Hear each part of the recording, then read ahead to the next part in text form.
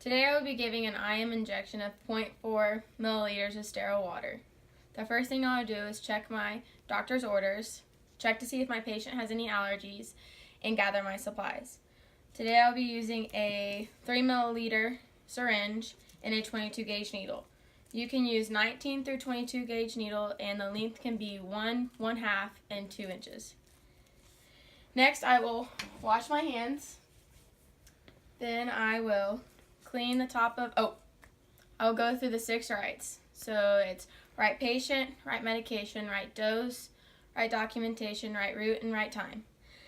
Then I will go through MAR, and I will check my medication as I'm pulling it out, as I'm preparing it, and as I'm at the bedside. And I will also check the expiration date to make sure it's not expired before I give it to my patient.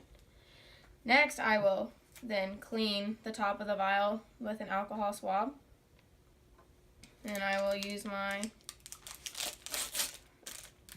syringe, and I will pull up 0.4 milliliters of air. Okay.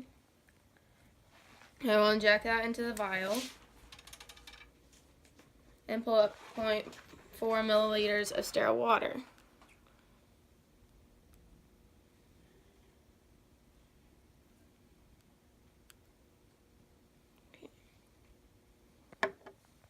I will then use the scooping method to recap,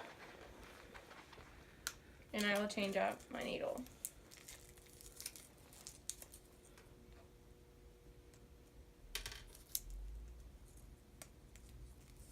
I will then label it and take it to my patient's bedside. I gotta talk to my patient. I will wash my hands when I get to the room and apply my gloves. I'll introduce myself and tell them what I'll be doing. So I'll be giving an IM injection of 0.4 milliliters of sterile water. I will ask them if they have any allergies, and I will check to see if they have a band.